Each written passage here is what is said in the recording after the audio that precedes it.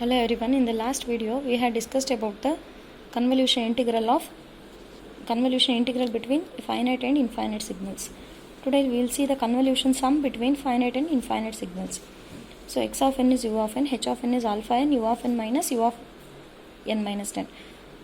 So since due to the presence of alpha n, it's a decaying exponential. So first let us sketch x of k and h of k. And then it's always better to reverse the infinite signal. So x of k is infinite. Let us time reflect it and let us add n to this. So once again the procedure is same. Whenever one of the other signals is finite, the interval will be the beginning of the reverse signal less than the beginning of the signal, and the beginning of the reverse signal in between the finite signal, and the beginning of the reverse signal is greater than the ending of the finite signal. So here the intervals will be the beginning of x of n minus k is n. So first interval will be n less than 0, second interval will be n in between 0 to 10, and third interval will be n greater than 10. So whenever while considering the cases of convolution, we should look for the change in amplitude expression.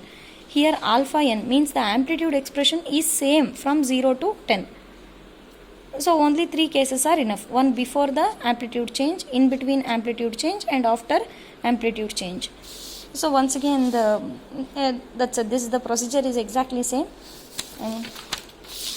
You already know how to solve the problem.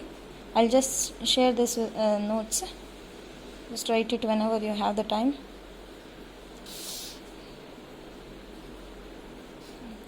Third case, and this is the final answer. So this is one type of question, and let us consider one more problem. X of n is u of n, h of n is 563. Once again it is the convolution sum between infinite and finite sequence. Let us sketch x of k and h of k. Then once again a time reverse the infinite signal, add n to this. Here we cannot follow the procedure which we had followed till now, because here the amplitude does not have the same expression. Here the amplitude is different for every sample. Till now in whichever the problem we have done, we had an expression for the amplitude. But here in this problem there is no expression for the amplitude. Instead we have values of the amplitude sample. Here each sample amplitude is different. In that case what we need to do is the beginning of the reversed signal, it should stop by every sample. First we should make it to stop at 0. We should compute the convolution. We have to stop the beginning at 1. We should compute the convolution. We should stop the sample beginning at 2. We should compute the convolution. And after this we should compute the convolution. So convolution, while considering the cases, whenever the amplitude changes, we have to stop over there and we have to compute the convolution. Here the amplitude changes at every sample. So we have to stop at every sample and we have to compute the convolution like this. For n less than 0, that is the beginning is n. So n less than 0 means there will be no overlapping, so y of n will be 0. Next what we need to do, we should stop by first sample, that is n is equal to 0. When n is 0, see here only one sample overlaps. The one sample of x of n minus k and the one sample of h of k, they overlap.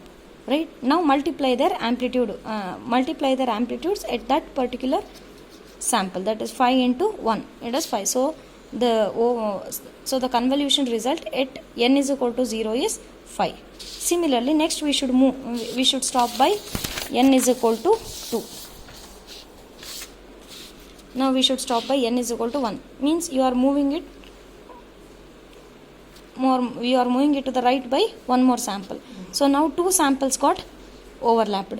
So now how to compute the convolution means at respective time interval multiply the amplitudes.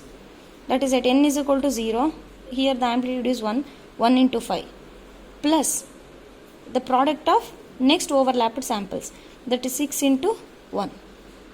The amplitude of respective samples are to be multiplied and it should be added to the next product. So 1 into 5, 1 into 6, 11. Next we have to move x of n minus k to right by one more sample. So like this. Now all the three samples got overlapped. So compute the convolution. It will be 14. Now if I further move this, again since it's infinite signal, all the samples got overlapped and the result remains 14 only. So y of n will be 5, 11, 14, 14, 14 continues. If you have any doubt, let me know. Okay.